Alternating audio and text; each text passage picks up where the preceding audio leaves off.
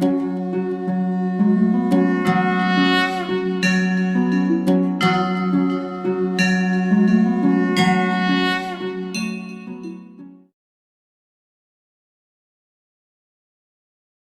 Good morning दोस्तों।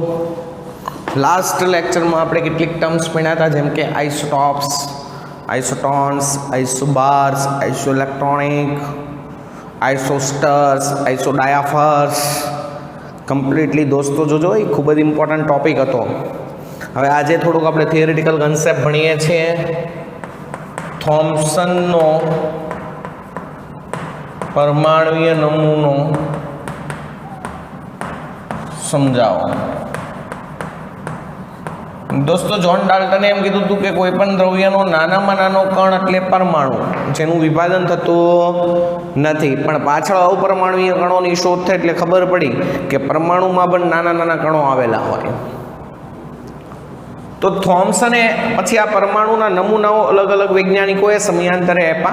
एमां सौथी पहेला थॉम्सनना मत प्रमाणे परमाणु गोलीय होय छे, जेनी परमाणुय त्रिज्या एप्रोक्सिमेटली 10⁻10 मीटर होय छे। आવું હું કહેતો નથી, थॉम्सन કહે છે ભાઈ। थॉम्सनना मत प्रमाणे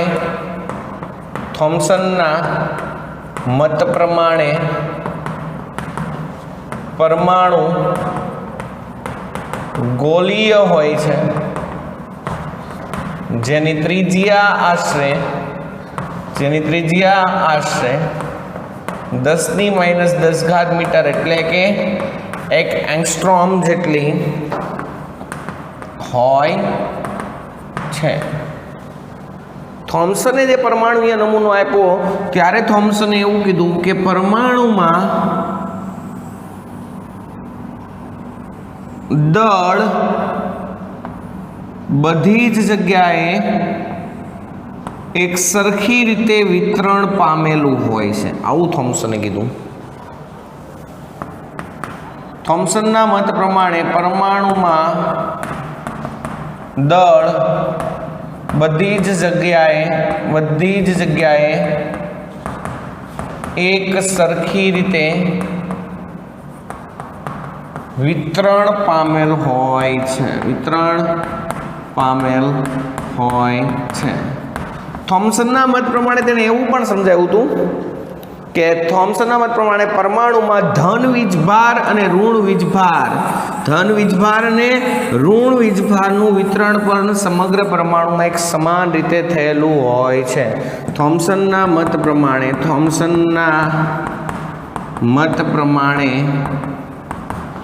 परमाणुमां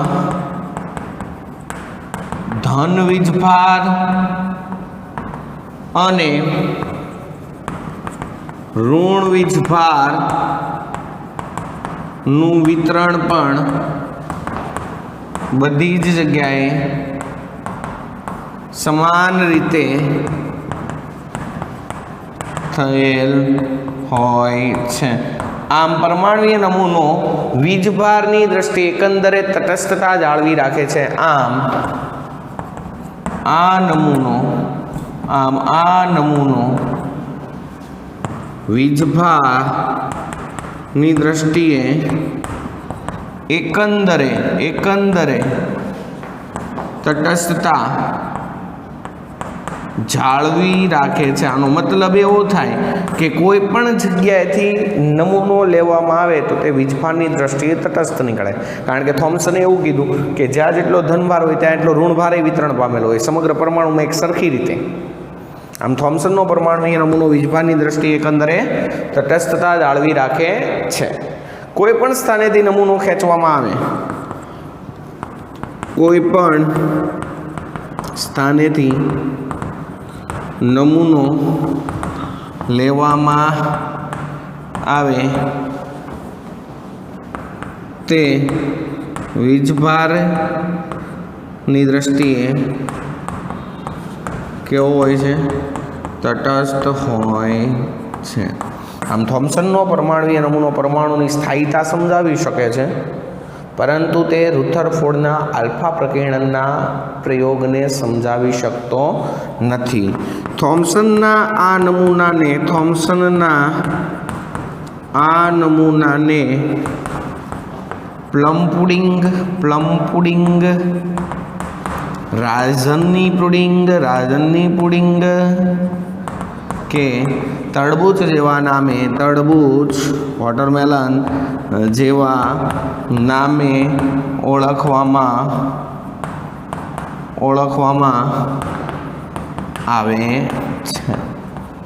કારણ કે એણે એમ કીધું કે જેમ તરબૂચના જે બીજ હોય એવી રીતે આમાં સમગ્ર પરમાણુમાં દળ વિતરણ પામેલું હોય અને ઇલેક્ટ્રોન છે એ બાકીના જેમ ભાગ આખા સમગ્ર ભાગમાં વિતરણ પામેલા હોય એવું એણે કીધું હતું. એટલે એને તરબૂચ સાથે સરખાવવામાં આવે, પ્લમ પુડિંગ સાથે સરખાવવામાં આવે. ઓકે, તો થોમ્સનના મત પ્રમાણે પરમાણુ ગોલીય હોય છે. પરમાણુની ત્રિજ્યા 10⁻10 મીટર જેટલી હોય છે. થોમ્સનના મત પ્રમાણે પરમાણુમાં દળ બધી જગ્યાએ એક સરખી રીતે વિતરણ પામેલું હોય છે. પરમાણુમાં ધન વીજભાર અને ઋણ વીજભાર પણ એક સમાન રીતે વિતરણ પામેલું હોય છે. આથી આ નમૂનો વીજભારની દ્રષ્ટિએ એકંદરે તટસ્થતા જાળવી રાખે છે. કોઈ પણ સ્થાનેથી નમૂનો લેવામાં આવે તે વીજભારની દ્રષ્ટિએ તટસ્થ હોય છે. થોમ્સનના નમૂનાને પ્લમ પુડિંગ, રાજનની પુડિંગ કે તરબૂચ જેવા નામે પણ ઓળખવામાં આવે છે. પણ આ નમૂનાની ખામી શું છે દોસ્તો? આની મેઇન લિમિટેશન એ છે, આ પરમાણુની સ્થાયીતા તો સમજાવી શકે છે, પરમાણુની સ્થાયીતા તો સમજાવી શકે છે, પણ તે રુથરફોર્ડના આલ્ફા કણ પ્રકીર્ણનના પ્રયોગને સમજાવી શકતો નથી. આની ખામી છે. તો રુથરફોર્ડનો આલ્ફા કણ પ્રકીર્ણનનો પ્રયોગ શું કહેવા માંગે છે એ આપણે ચર્ચા કરવી એટલે ખબર પડે કે ભાઈ થોમ્સનના નમૂનાથી વિપરીત કઈ રીતે છે. Okay, take it. આટલું લ્યો, હાલો ચલો.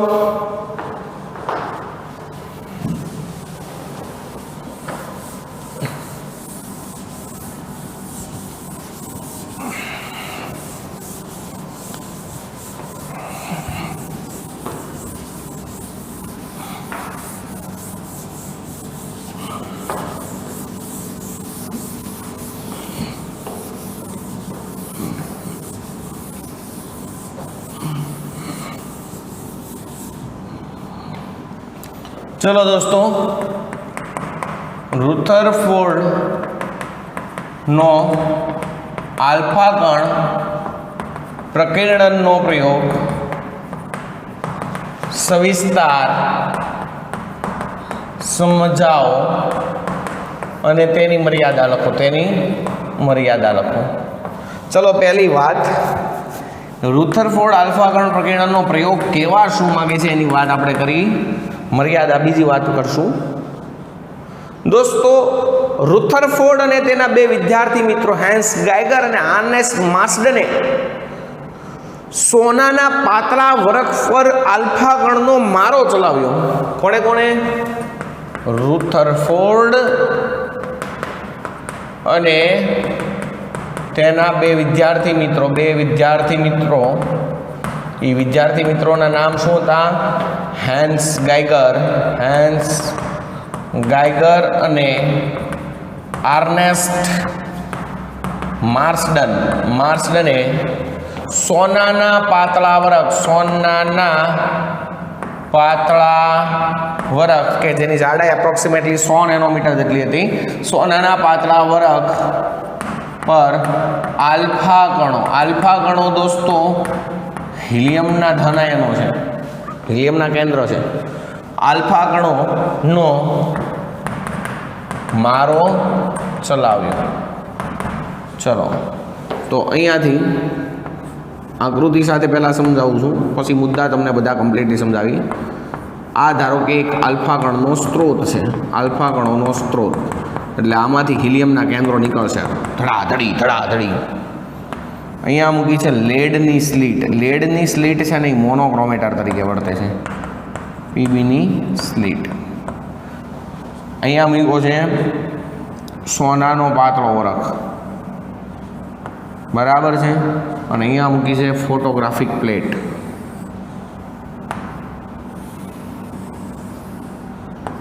બરાબર છે, ફોટોગ્રાફિક પ્લેટ છે. આ સોનાનો પાતળો વરખ છે અને આ ફોટોગ્રાફિક પ્લેટ છે. અને અહીંયા આને કવચ સ્વરૂપે ઝીંક સલ્ફાઇડનો પ્રસ્ફુરણ પડદો મૂકવામાં આવે, ZnS ઝીંક સલ્ફાઇડનો પ્રસ્ફુરણ પડદો એટલે શું થાય?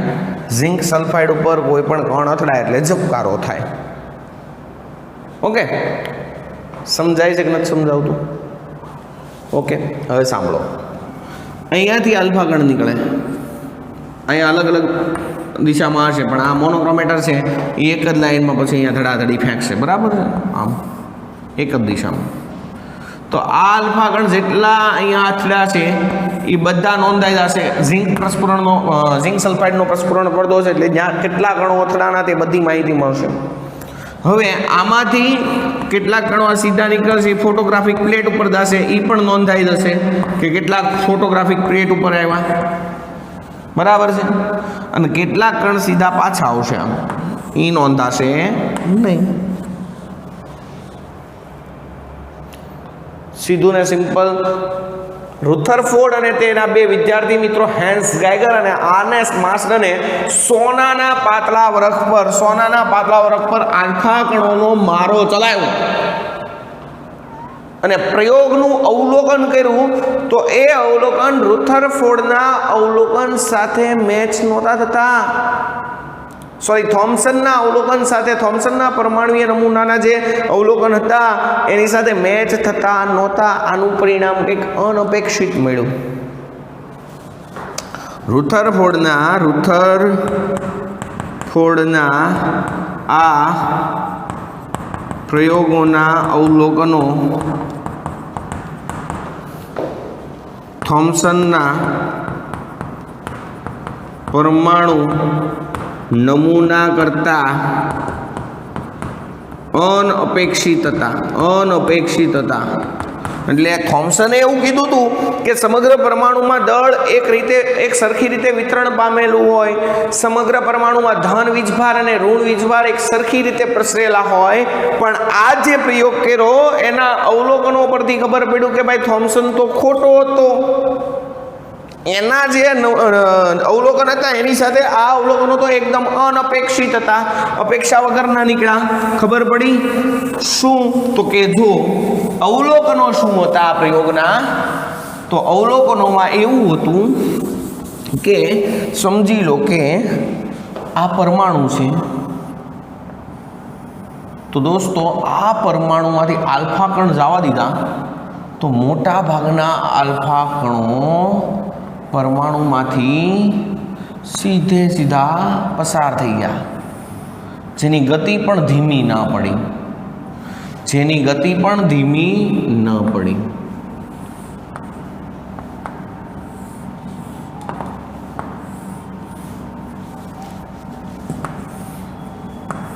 આવી રીતે.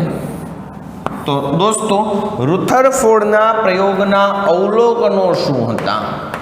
રુથરફોર્ડે અને એના બે વિદ્યાર્થીઓએ પ્રયોગ તો કર્યો, તો એના ઉપરથી અવલોકન શું લીધા? તો એણે એવું અવલોકન લીધું કે મોટા ભાગના આલ્ફા કણો પરમાણુમાંથી સીધા પસાર થાય છે. મોટા ભાગના આલ્ફા કણો પરમાણુમાંથી સીધા પસાર થાય છે.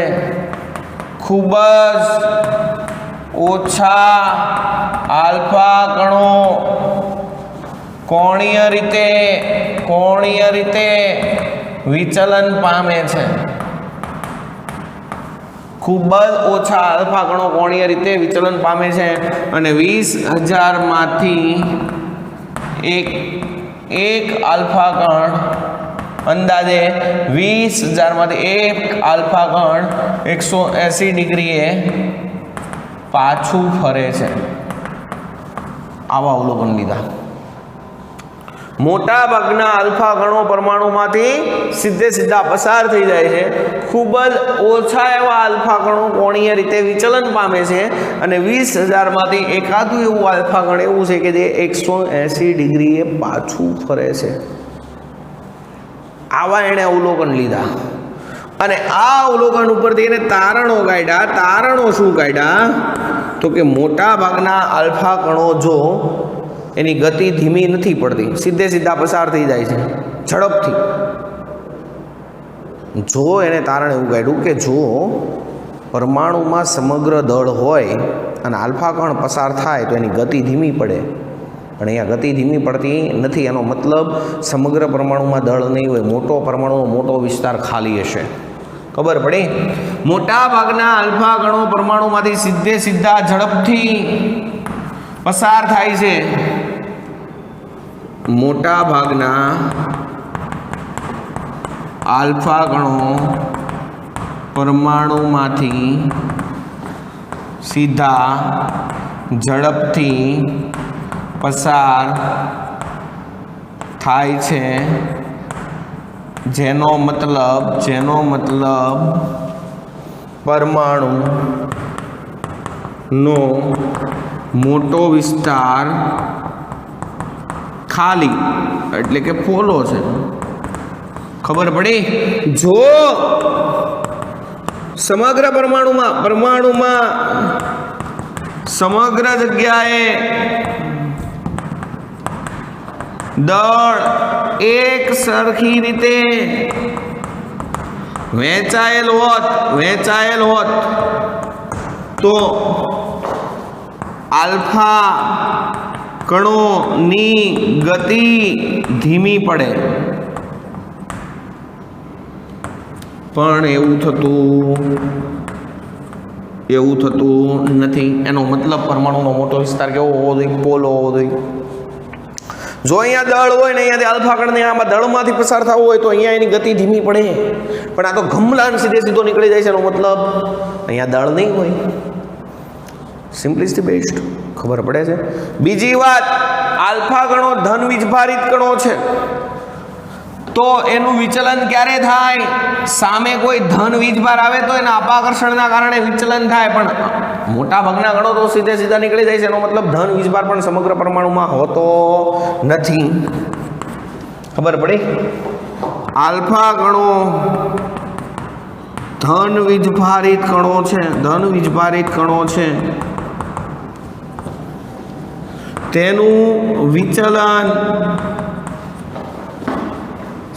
પરમાણુમાં